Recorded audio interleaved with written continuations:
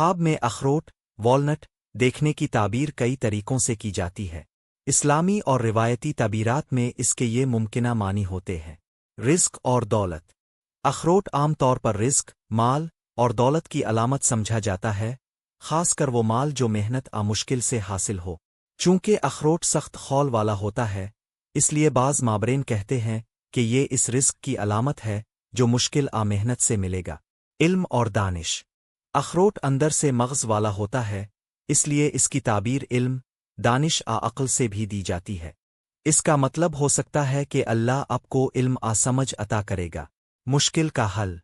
اخروٹ توڑنا خواب میں، اس کا مطلب مشکلات پر قابو پانا کسی مشکل مسئلے کو حل کرنا ہو سکتا ہے۔